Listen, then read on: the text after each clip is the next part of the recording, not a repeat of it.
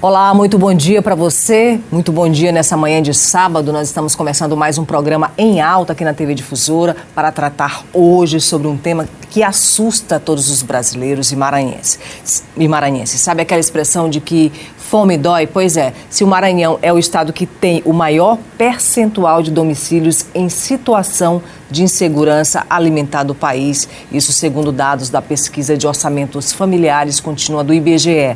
Ao todo, são 62% dos lares maranhenses que apresentam situação de insegurança alimentar. O percentual representa mais de 1.300.000 residências.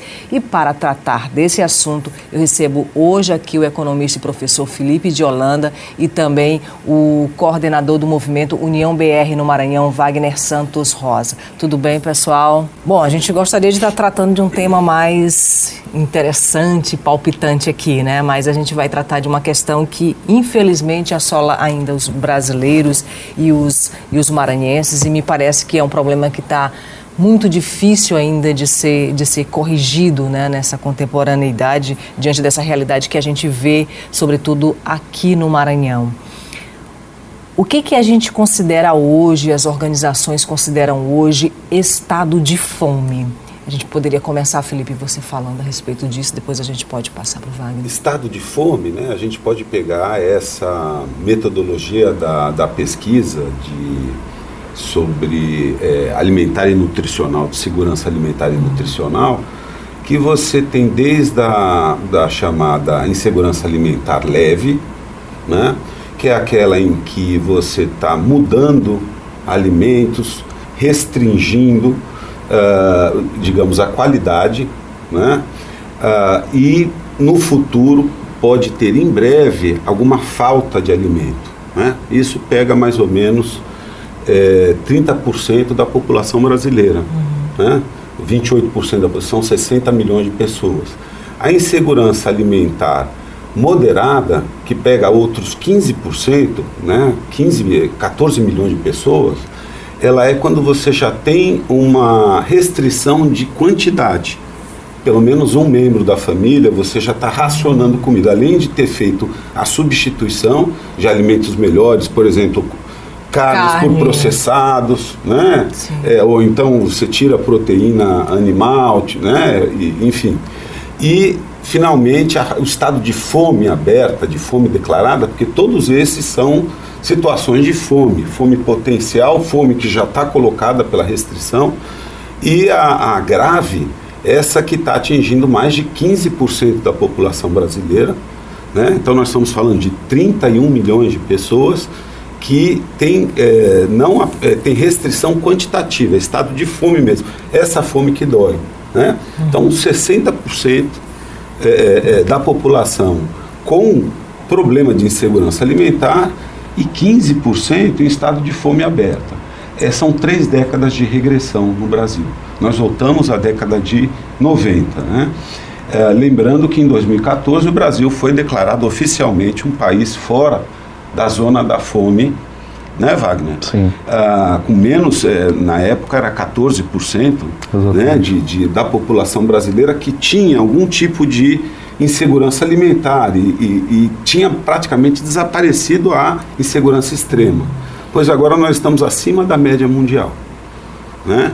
Então, de fato, o Brasil andou 3 décadas para trás. Isso não se explica apenas com a guerra, com a pandemia, com fenômenos climáticos, tem a ver com a desconstrução de instituições, né?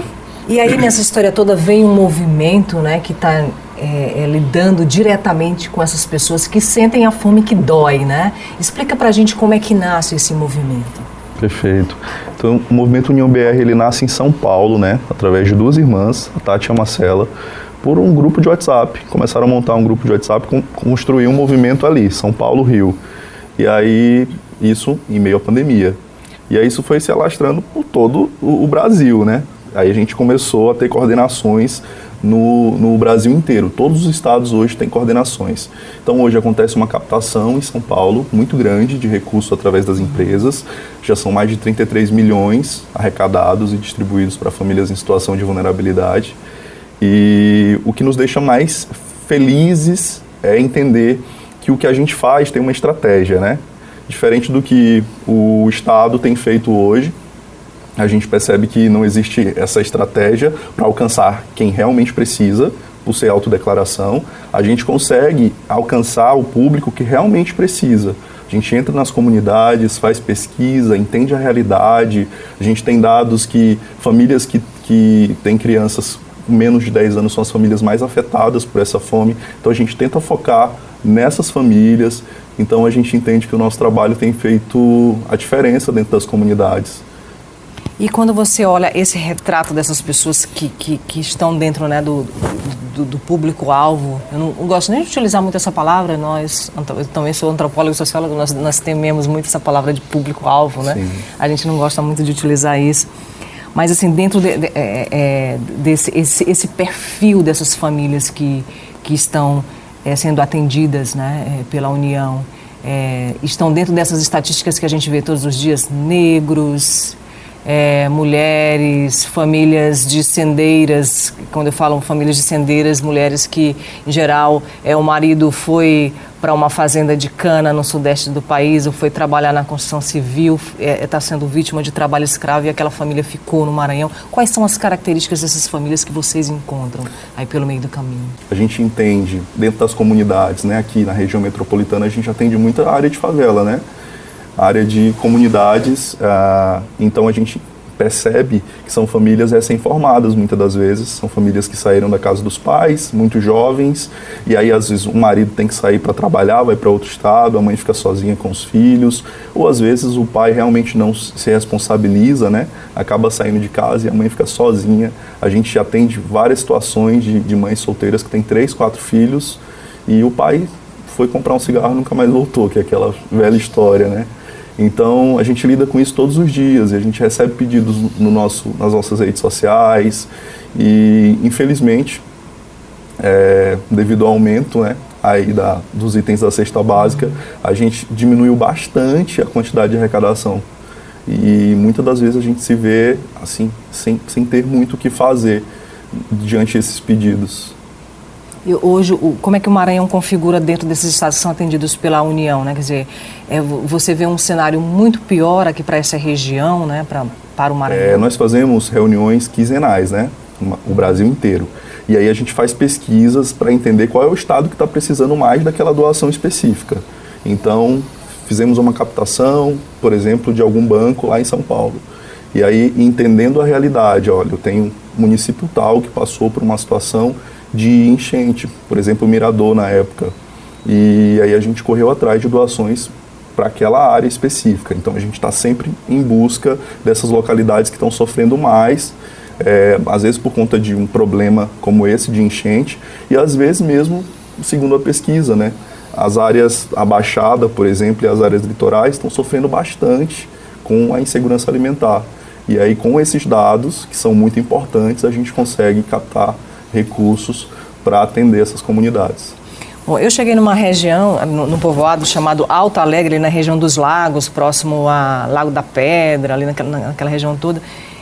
E interessante que só tinham mulheres, assim, só as mulheres estavam ali em sua grande maioria, né? E alguns homens adolescentes, né? Os homens tinham saído do povoado, né? Quer dizer, era um povoado feito por mulheres, nesse caso de mulheres que eram mulheres sendeiras, e aquilo me chamou muita atenção, né? A gente está falando de uma realidade, né, nua e crua que acontece no Maranhão. Mas quando você fala aí da região metropolitana, Felipe, e aí a gente... Essa fome da qual a gente está falando, ela está próxima da nossa casa também, né? Sim. Ela está aqui dentro da região metropolitana, né, da grande ilha também, né? Se a gente olhar, por exemplo, pelo lado do mercado de trabalho, é um bom digamos, conjunto de informações para a gente entender por que está se produzindo fome em escala massiva no Maranhão, né? Se a gente comparar com o primeiro trimestre de 2015, a situação do mercado de trabalho no Maranhão e também na região metropolitana de São Luís, né? E o primeiro semestre de 2022, portanto, esse período de 7 anos, né? A gente vai ver que a ocupação no Maranhão, de lá para cá, ela caiu 10%. Quer dizer, eu estou falando não apenas do emprego formal, né? Eu estou falando do emprego com carteira assinada, sem carteira assinada, conta própria, trabalhador familiar.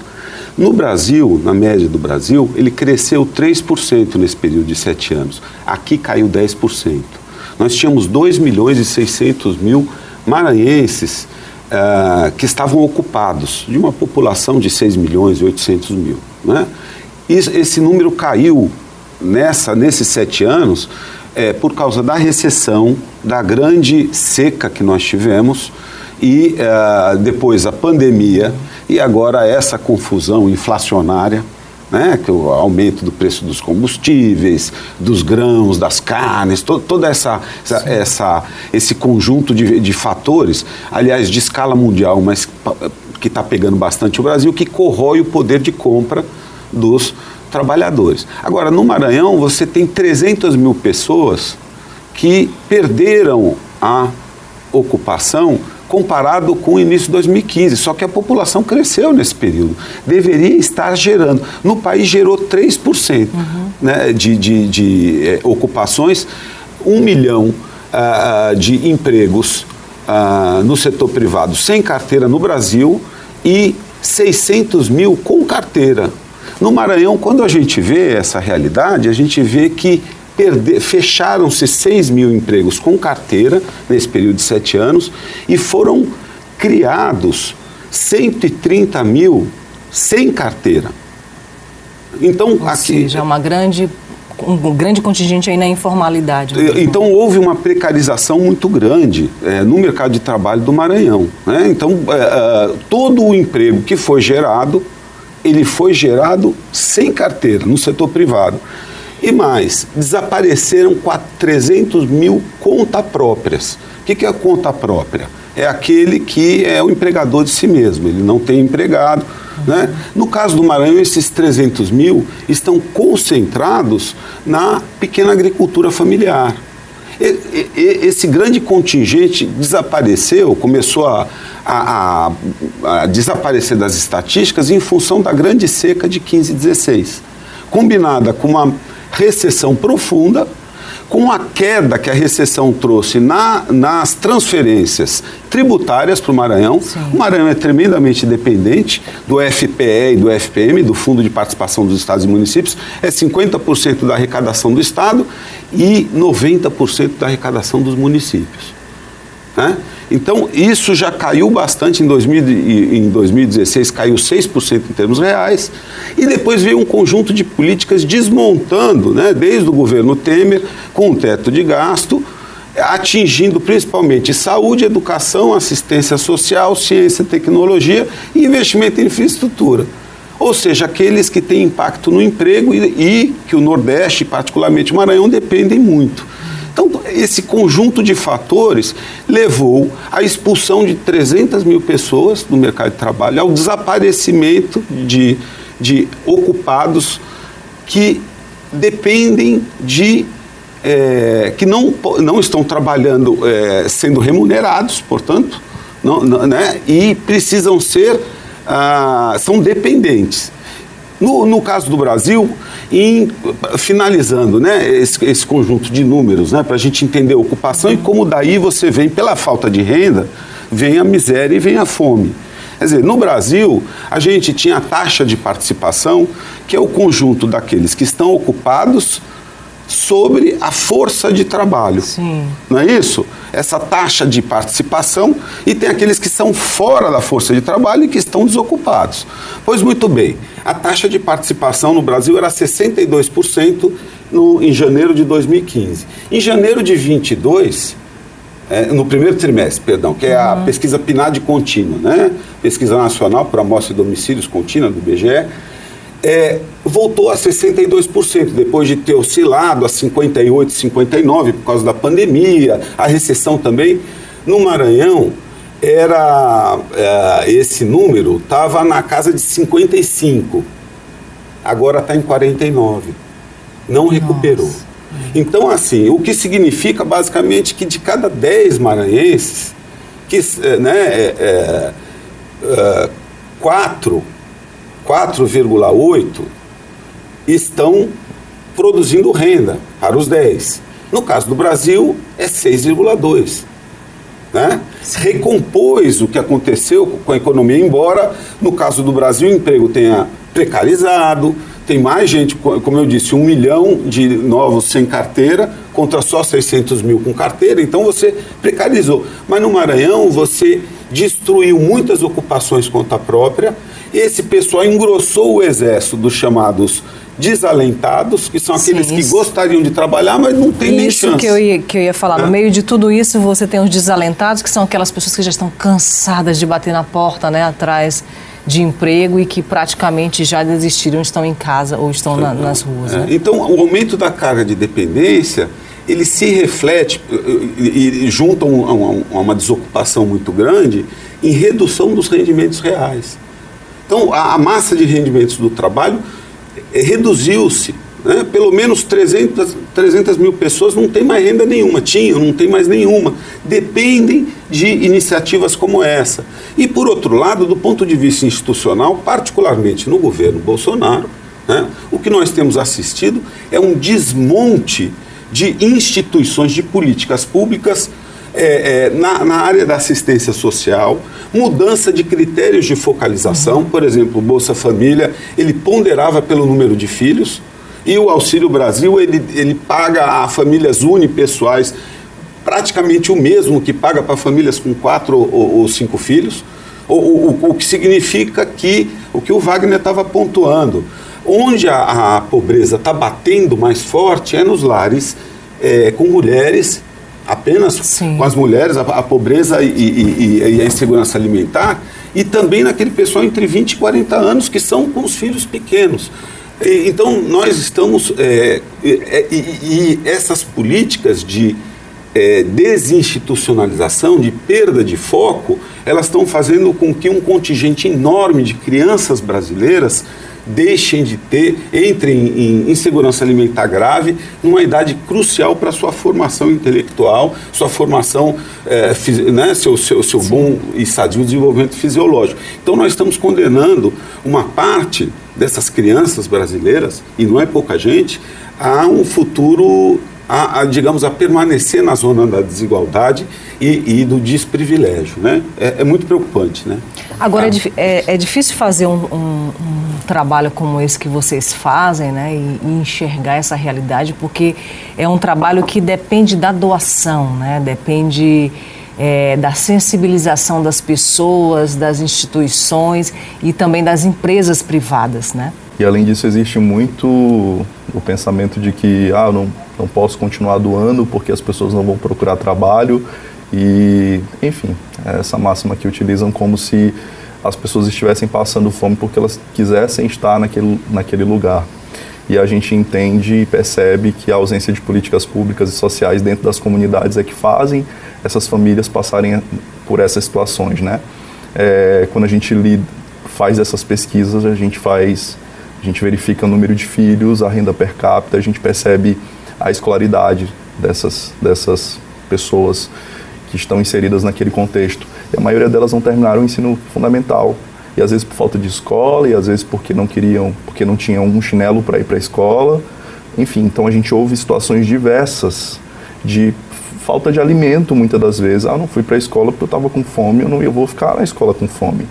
Existem situações, até hoje, de escolas no Maranhão, que a gente ouve, inclusive recentemente a gente teve no sul do Maranhão, a gente viu escolas sucateadas e eles estão voltando sem alimentação. E como que um aluno consegue, né? Como que alguém consegue sair da zona da pobreza nessas condições? E aí a gente traz aquela máxima que foi muito utilizada na época da pandemia, que nós não estamos no mesmo barco, né? Enquanto uns estão em navios, outros estão em canoas furadas. Sim. E quando a gente fala de fome, e o Felipe conhece bem essa realidade, você também que lida diretamente com isso, a gente está falando de uma fome que afeta sobretudo comunidades que já são extremamente sacrificadas. Eu estou falando da realidade maranhense, por exemplo, das famílias que pertencem a comunidades tradicionais. E aí a gente está falando dos quilombos, dos indígenas, dos ribeirinhos, né? Essas famílias me parecem que são mais sacrificadas ainda, porque elas estão numa outra luta, que é a luta pela vida, a luta pela permanência no território, né? E é uma luta extremamente, né, desigual, né, porque as armas que elas têm são armas extremamente desiguais em relação a quem chega, né, com todo o aparato para retirar a terra, né, e retirar a terra significa retirar a possibilidade de ter alimento. Cristiane, né? Nós tivemos uma regressão muito séria nesse último governo, que nós estamos vivendo, exatamente por causa da desmontagem, né, aquela coisa de passar boiada do ex-ministro do Meio Ambiente, né, a destruição da legislação, de mecanismos de proteção ao trabalho. Por exemplo, hoje é muito difícil você comprovar que está numa situação de trabalho escravo, só se tiver um grilhão. Sim. Né? Quando a gente sabe que situação por exemplo, de endividamento sistemático, né, que a pessoa recebe o salário, mas gasta no armazém configura uma relação de trabalho. Então você vê um desmonte da legislação de proteção, né, do trabalho ambiental. Muitas dessas comunidades carentes, por exemplo, quilombolas, né, com certeza as indígenas estão em áreas de proteção ambiental, né? E então também desse ponto de vista da condição, né, de permanência no território, da condição de você exercer o teu labor em termos tradicional, ficou mais difícil. E isso também provoca esvaziamento do campo. Esse é um processo que a gente vê no Maranhão muito acelerado nessa década, que eu chamo mais do que urbanização, eu chamo de desruralização, né, de você criar determinados vazios e de pessoas que se tornaram inviáveis a permanência delas no contexto rural, mas que elas não têm nenhuma, digamos assim, condição de inserção formal no mercado de trabalho na região urbana. Sim. Então a gente vê aqui em São Luís, por exemplo, você tinha citado a região metropolitana, né? Que nós fizemos um trabalho, quando eu estive na presidência do Instituto de Pesquisa do Estado, né? Nós estava ali começando o programa chamado Mais IDH, dos 30 municípios de menor IDH do Estado, né? E sim, com os indicadores sociais bastante deprimidos, baixíssimos PIB per capita, total dependência de transferências de outras esferas do governo, mas nós poderíamos certamente fazer um trabalho com, digamos assim, representantes, moradores de São Luís, da região metropolitana, vindos dessa condição de pobreza rural, que vivem em São Luís em situação de pobreza urbana extrema, que chegaram, que não tem uma cultura urbana, digamos assim, tem uma baixa formação. Sim. Não é isso? Não está adaptado para um tipo de vida urbana, embora sejam pessoas que tenham todas as condições naquele ambiente em que viviam, tinham uma cultura, tinham um conhecimento daquilo, mas agora estão mais ainda desfavorecidos, né? Então, o que nós vimos, no caso do mercado de São Luís, aqui pensando, por exemplo, a ilha, do ponto de vista das relações de trabalho, foi uma uberização geral, foi um colapso da construção civil, um colapso dos negócios imobiliários, colapso, então fechou, por exemplo, a Alumar, a produção de alumínio, que só está retomando agora, fechou a produção de pelota, desemprego para todo lado. Onde é que cresceu o emprego? Cresceu no comércio, cresceu no aplicativo de transporte e cresceu sob a forma precarizada. Então, o rendimento médio real foi lá para baixo. E o que a gente vê hoje, quem anda no centro de São Luís à noite, em qualquer dia, a gente vê várias iniciativas de alimentação, de sopa, e gente que não vence. Se você estiver consumindo, por exemplo, estiver na Praia Grande, tiver esse privilégio, essa alegria de poder, por exemplo, comer um sanduíche ali no Souza, ou então você vai ver pessoas que passam, elas não são as habituais que a gente está acostumado, que são, né, o pessoal, os adictos, etc. Que, não, tem gente ali que está dizendo, eu estou precisando comer o meu, e fica olhando até com aquela cara de tristeza para ver se sobra.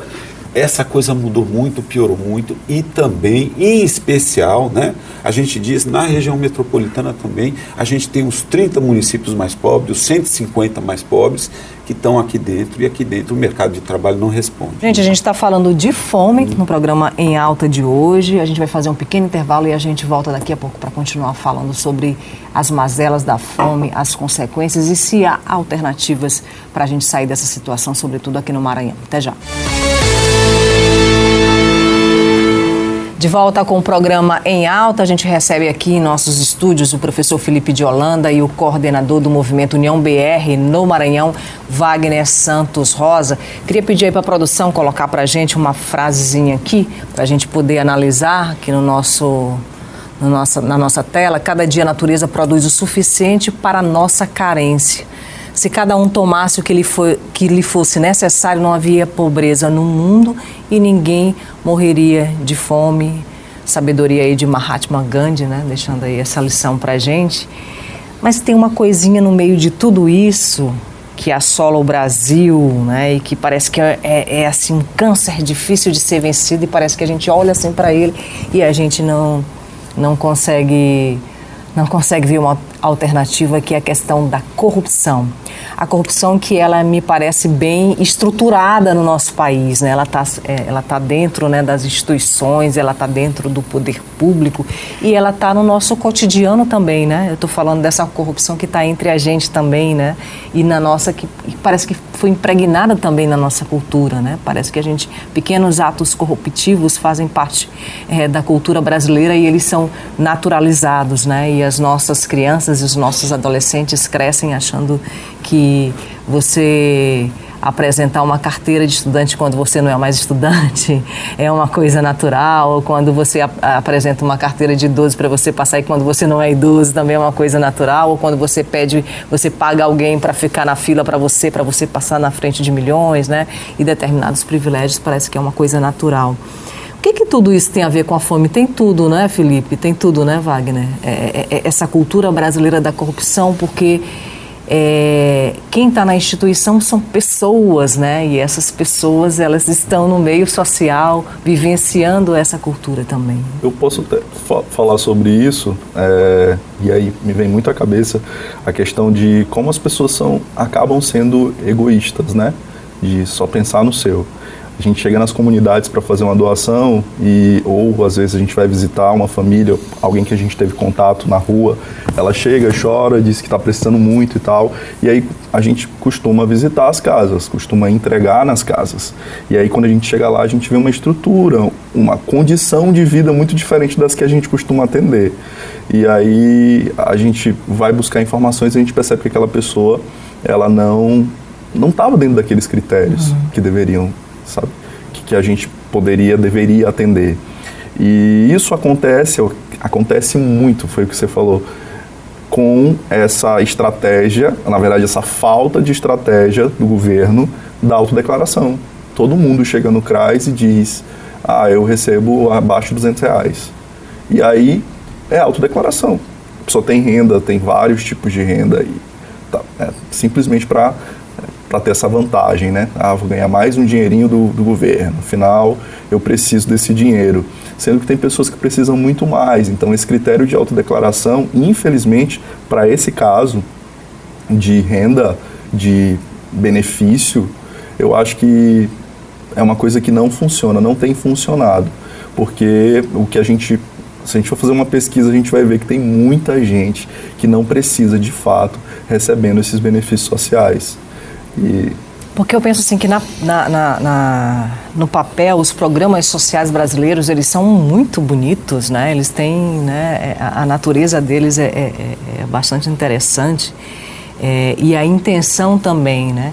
Mas para que esses programas cheguem até a ponta, nessa ponta da qual você lida, né, todos os dias, é muito difícil, né? Então você não consegue de fato ver essa política ter uma efetividade.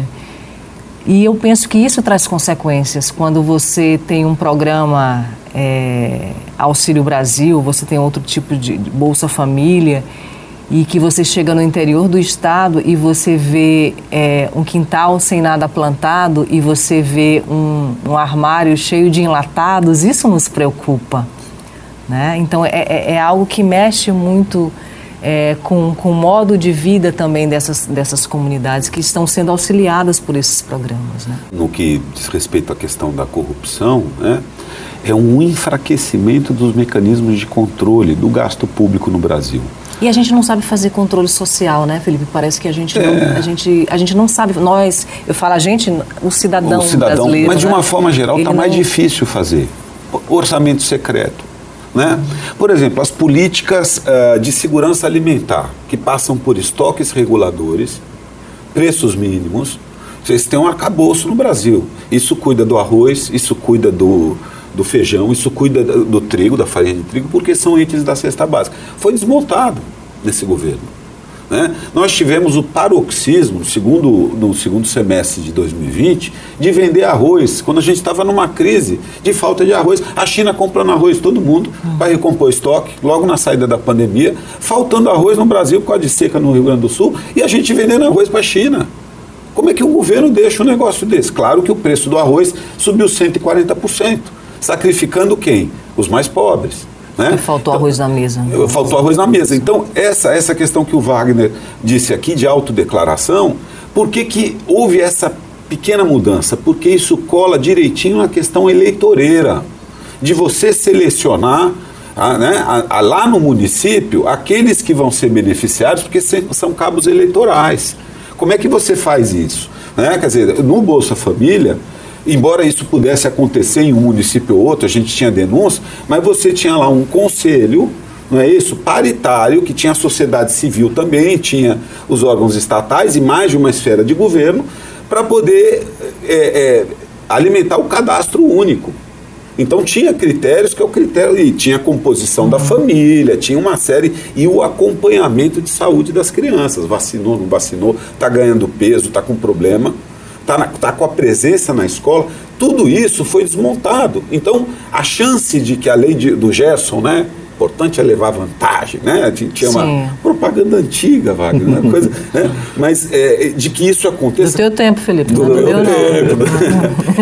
Mas quando você desmonta esses mecanismos de regulação, você abre espaço para a corrupção. E quando você abre o orçamento secreto, por exemplo, que não é pouco dinheiro, no qual o político, o parlamento decide onde aplicar o recurso, quem é o beneficiário. Em geral, ele decide por ele, né? Ele decide... Pelo interesse a história de Arapiraca, por exemplo, lá em Alagoas, né? Os asfaltamentos que a gente viu. Então, aqui, porque você... Não resta dúvida, eu olhando para o próximo governo, seja ele qual for, né? Mas que, assim, agenda prioritária. Primeiro, a questão da fome, que é o tema central, eu acho, que da vida nacional, né? Isso é uma coisa... E é o tema do... Né? A segunda coisa é remontar o Estado. É remontar o Estado, porque o que a gente está vendo é o assalto, a privatização de recursos que são da assistência social. Não pode, não é isso? É por isso que uma iniciativa como a do Wagner, né, da rede que ele representa, ele é tão fundamental nesse momento, porque o pouco que a gente está disponibilizando dos orçamentos, por exemplo, para a questão da segurança alimentar, uma parte está sendo desviado por causa do jogo político, por causa do enfraquecimento dos controles. E isso é o que me preocupa muito. Então a gente precisa ter um pacto nacional, para lidar com a fome. E para lidar com a fome no médio e longo prazo, nós precisamos reindustrializar o país, né? Precisamos voltar a cuidar da educação, precisamos cuidar da saúde, mas 3, nós precisamos remontar o aparato regulatório e a capacidade de manejar programas que é pouco dinheiro, mas ele pode ser melhor gasto. E ele está sendo muito mal gasto agora. E é por causa disso que a iniciativa, né, aqui que o Wagner representa, é tão importante nesse momento. E eu sempre penso, eu não sei se essa é uma opinião de vocês, que tudo começa lá no campo, né? Porque se você incentiva ali a pequena produção, e a gente não está falando, né, de um discurso contrário ao desenvolvimento, né, a grande produção de grãos, né? Acho que tudo isso é muito importante, né? Mas a gente está falando de famílias que dependem, né, de incentivo, de assistência técnica, de só terra. Só um exemplo, foi desmontado o Programa Nacional de Aquisição de Alimentos, PNAE, e o Programa de Aquisição de Alimentos Federal, Sim. PAA. Foram desmontados, e eles são fundamentais porque eles garantem nos municípios, né, que tem perfil agrícola, que até 30% das compras da administração pública sejam feitas do pequeno. Do pequeno, lá nos municípios. Nos municípios. Né? A gente já tem problema de implementar isso, mas foi desmontado. Então nós vamos ter que começar isso do zero. Então, veja, o Wagner aqui chama a atenção que a fome no contexto rural é muito séria. Quer dizer, o cara podia estar produzindo alimento para a escola, para a creche e para si mesmo. E não está fazendo nada disso, está cheio de enlatado. Quando tem, a sorte está com enlatado, não está com... Sim, e isso gera uma situação de insegurança alimentar, porque aquele enlatado não tem aquilo que a terra pode produzir para ele, né? Então a gente tem uma série de consequências que eu penso que a fome é a maior mazela de todas, mas aí vai, né, uma construção, né? São elementos que vão se agravando cada vez mais e eu acho que vocês conferem isso, né, no dia a dia de vocês, né, nesse mapeamento que vocês fazem, sim, né? De fato. A gente tem conferido, acho que principalmente... a ausência de alimentos saudáveis dentro das casas, né? A gente percebe que as pessoas estão se alimentando cada vez pior. Tira o verde, até porque às vezes não tem condições, ou às vezes realmente não tem acesso. E o que a gente tem feito? Incentivado as comunidades com as hortas comunitárias, com as hortas pedagógicas. A gente tem buscado projetos que envolvam essas comunidades de fazer uma comunidade sustentável, né? Uma comunidade em que trabalha aí a sua própria subsistência através da agricultura familiar. Então a gente tem desenvolvido também projetos nessa área porque a gente entende que as pessoas precisam produzir para comer, até para não depender de doações sempre, né? E a gente tem desenvolvido projetos nessa área. Porque aí se um campo tem o que comer, eu penso que a cidade ela funciona melhor, né? Porque ela não vai receber esse contingente todo que vem do campo. Então, um campo doente significa uma cidade doente. Pelo menos eu tenho essa máxima comigo, né? De que se você produz no campo, você tem uma cidade que consegue ser... Imagina uma cidade... que ela já não dá conta de si mesma e ela recebe todos os anos um contingente grande que vem do campo e que incha, né, as suas periferias, né? Como lidar com toda essa política aí de mobilidade, de habitação, de saneamento, né? Eu penso que é um caos muito maior. Né? Nós tivemos nos últimos 20 anos uma situação em que as comidas ditas orgânicas, né? Então, essas feitas em pequena escala, com um tipo de cultivo com menos agrotóxico. Então, nós estamos falando aqui dos cinturões verdes, né? O preço relativo, né? Ele dobrou nos últimos 20 anos por causa do aumento do custo da terra urbana, em primeiro lugar, dos transportes, dos serviços, dos salários de quem está envolvido nessa cadeia.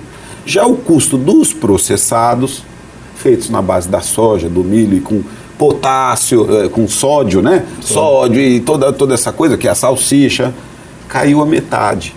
O que significa que a comida orgânica ficou 4 vezes mais cara. E é por isso que você tem no Brasil, por exemplo, o crescimento muito grande da obesidade, o crescimento da diabetes, pressão alta, que são disfunções que vêm com alimentação inadequada, hábitos de vida. O que isso reflete? Isso reflete o abandono dessas políticas, como a que o Wagner está ali incentivando, digamos, em escala micro, mas que exatamente o PAA e o PNAE, os programas de aquisição de alimentos, são um dos aspectos mais importantes. Né? A comida está muito cara, os salários terminam sendo corroídos na cidade, porque uma das funções, né, digamos assim, divisão de trabalho entre cidade e campo é você ter alimentação barata nas cidades. A nossa alimentação é cara e está fazendo com que a população se apoie cada vez mais no frito, no processado, no embutido, que sabidamente no tempo ele vai trazer ali as taxinhas, vai trazer o diabetes, vai trazer o problema de saúde pública e encurtamento da vida das pessoas, né? Então você precisa ter políticas de longo prazo, de incentivo à agricultura de alimentos, e essa é a pequena agricultura familiar. Isso aqui também resolve o problema de geração de renda, de oportunidades, né? A gente vê essas políticas, digamos, mais estratégicas sendo desmontadas no curto prazo, no momento em que você tem um impacto mundial com a pandemia e essa guerra da Ucrânia que traz encarecimento dos grãos, que trouxe, né, do trigo, da soja, do milho, né, você teve um impacto muito grande, e mais dos combustíveis. Então, quer dizer, as pessoas têm menos renda para poder se alimentar e precisam contar cada vez mais com esses produtos processados, embutidos, né? Nós precisamos mudar a direção das políticas no Brasil e para outra coisa, mais regulação e mais política de segurança alimentar, né? A gente vai para um rápido intervalo e a gente volta conversando aqui com o professor Felipe de Holanda e também com o coordenador do Movimento União BR no Maranhão, Wagner Santos Rosa. Já, não sai daí. De volta com o programa Em Alta, a gente recebe hoje aqui o professor Felipe de Holanda e o coordenador do Movimento União BR no Maranhão, Wagner Santos Rosa. Gente, a gente falava aí de todas essas políticas, da questão da insegurança alimentar. Tem uma coisa chamada Índice de Desenvolvimento Humano, que parece que virou assim uma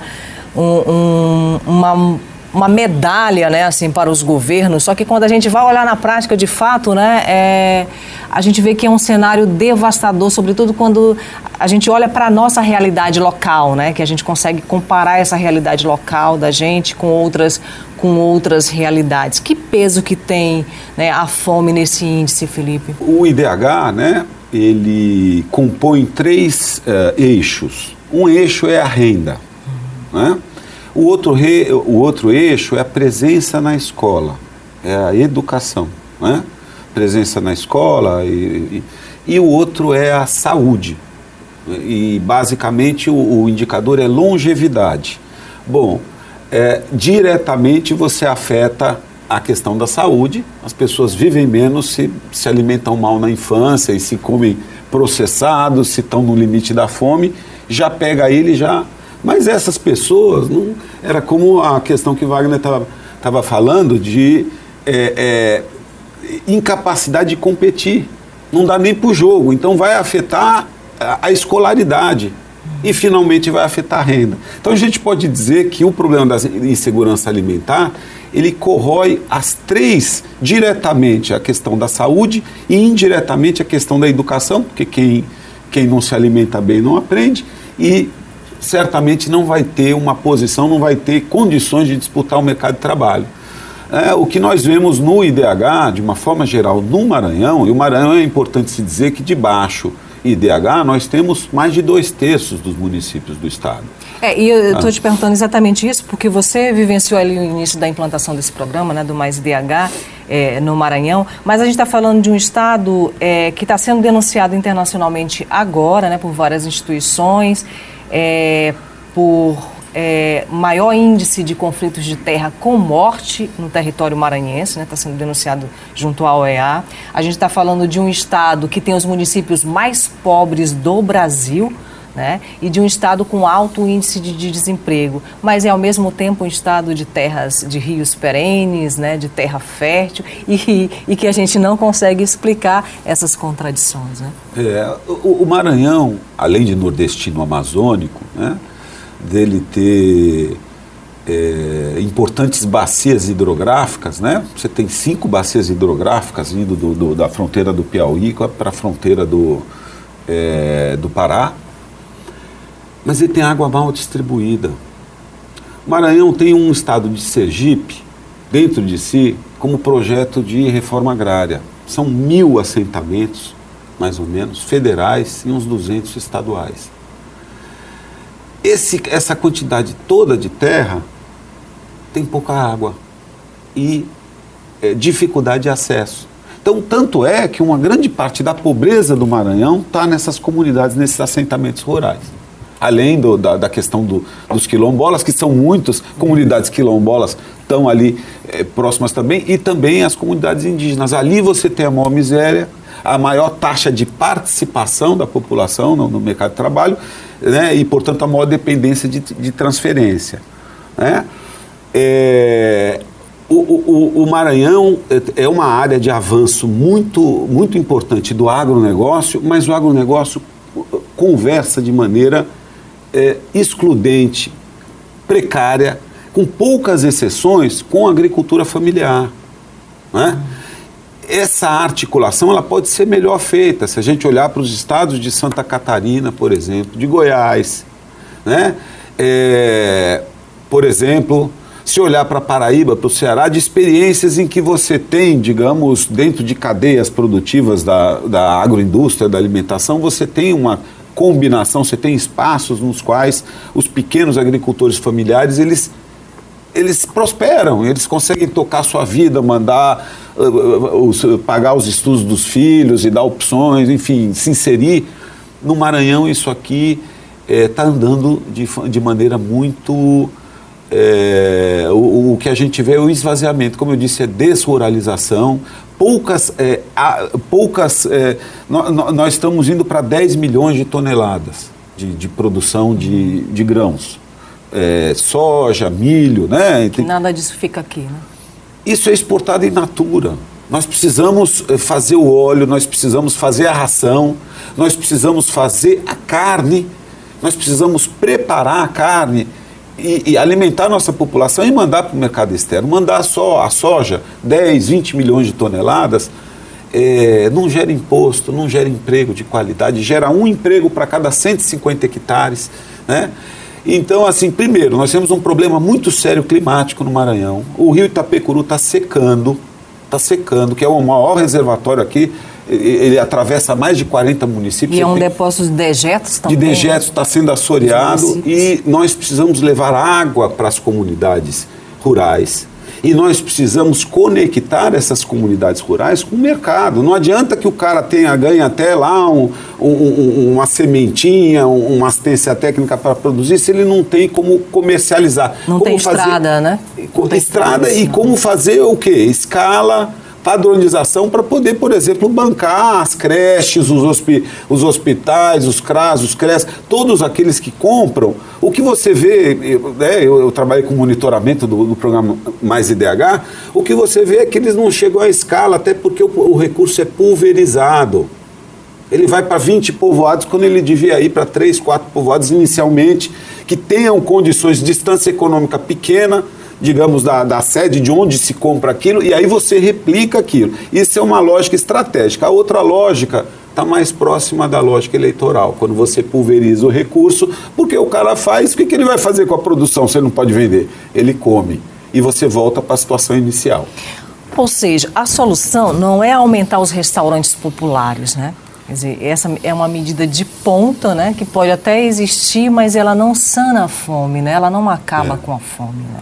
Ela é importante para agora, é uma necessidade do presente, mas nós temos, e nesse aspecto eu concordo 100% contigo, nós temos uma capacidade de ser celeiro do Nordeste, de alimentar outros estados. E a verdade é que o Maranhão compra muito alimento de fora que ele podia estar produzindo. Nós temos 2 bacias leiteiras no estado, de destaque, Santa Inês, Açailândia e Imperatriz, e nós desperdiçamos leite, o queijo coalho não tem certificado nem estadual nem federal, e nós compramos R$1,5 bilhão de laticínio todo ano, quando a gente podia estar fazendo. Até o nosso tomate, nossa cebola vem de fora. Não é isso.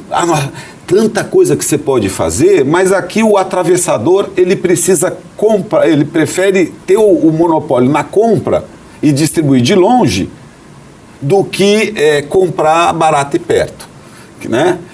Em que o sujeito que está produzindo dentro do estado, o produtor pode passar por ele e vender diretamente para o supermercado. Então ele prefere esse modelo de comprar coisa produzida lá fora, né?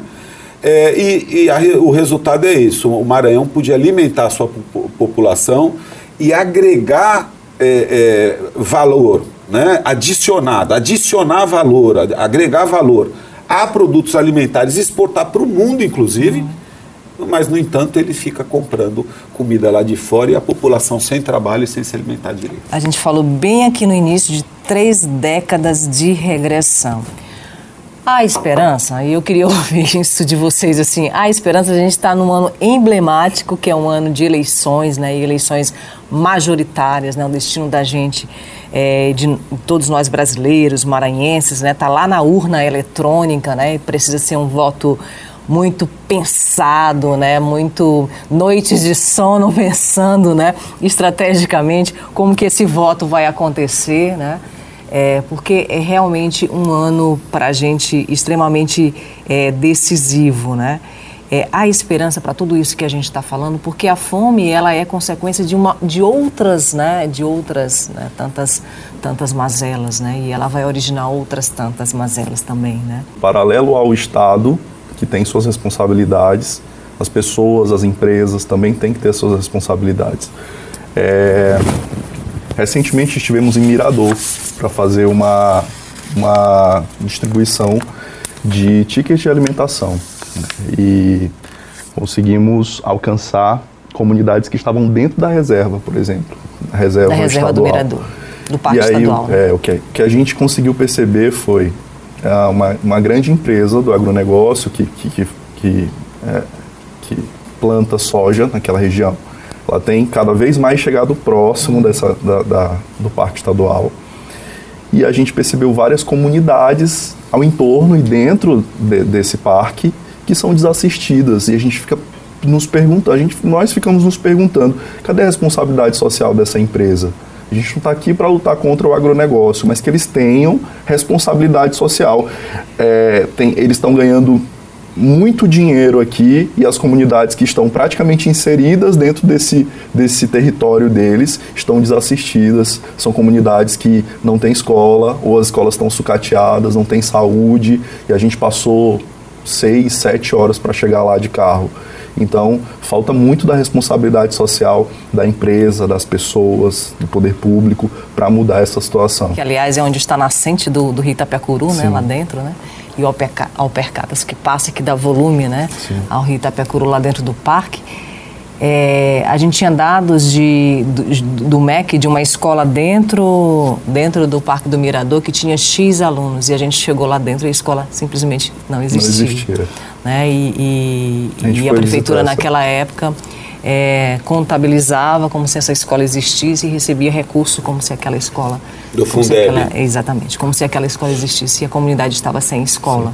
Né? Então essa é uma realidade que me parece que não é só lá, né, e existe em outros cantos, né? Eu deixo agora contigo, Felipe. Nós estamos vivendo uma mudança em termos mundiais, né?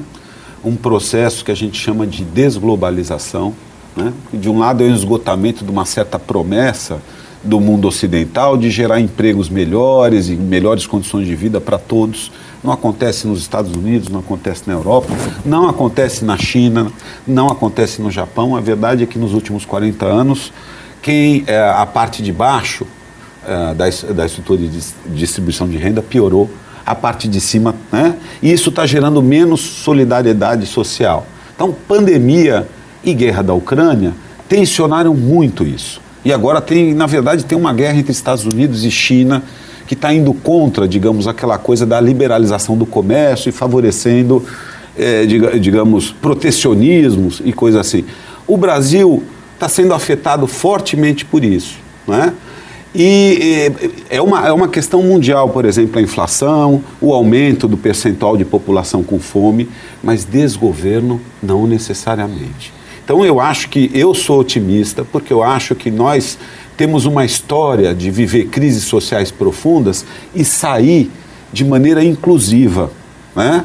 Eu acho que a Constituição de 1988 foi uma amostra, era uma crise econômica desgraçada, inclusive violência política e tudo aquilo, mas você ali reconheceu determinados problemas sociais e deu para eles uma perspectiva construtiva que levou digamos, a um Estado um pouco melhor, né, do ponto de vista de pagamento de aposentadoria rural, própria políticas de integração, de incentivo à educação e de regulação da atividade econômica, por exemplo, do setor elétrico. Nós precisamos retomar isso, o Estado. Os outros países, eles estão saindo com mais Estado, não estão saindo. Então, aquele discurso que ficou meio moda no Brasil de tudo que é público é ruim, a gente precisa parar com isso, porque senão a gente vai ter um estado de guerra civil permanente.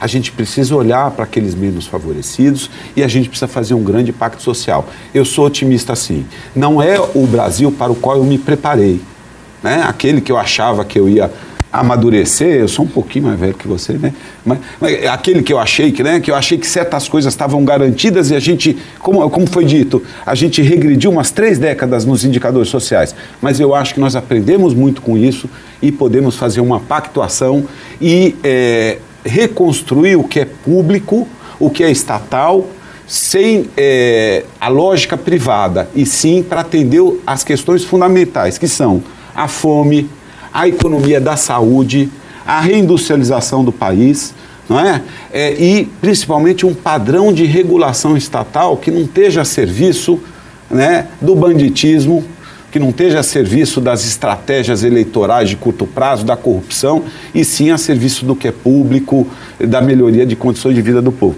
Eu acredito nisso, eu vou votar de acordo com essa convicção. Eu vou procurar votar, vou procurar escolher alguém que represente isso. Gente, queria agradecer muito a vocês. Eu acho que nosso nome é Esperança, né? A gente acredita nisso, acredita no mundo melhor, no Maranhão, né, diferente, no Maranhão onde todos tenham comida na mesa, tenham direito à escola e ao trabalho, né? Eu deixo para você uma última frase aqui para a gente pensar aí no final de semana. Naquele momento em que a gente estiver lá no nosso prato, né, farto ali de comida, e a gente pensar sobre isso, que essa mudança também é uma mudança que ela começa de forma individual, né, nas nossas atitudes, né? E no mundo onde se tem fome, não dividir o pão é uma forma de poder. Essa frase é do Rafael Martorano, certo? Para a gente pensar aí no final de semana e a gente pensar sobretudo quando a gente for colocar lá nosso voto na urna, tá? Um ótimo final de semana, a gente se encontra no próximo sábado e Em Alta fica por aqui. Até lá.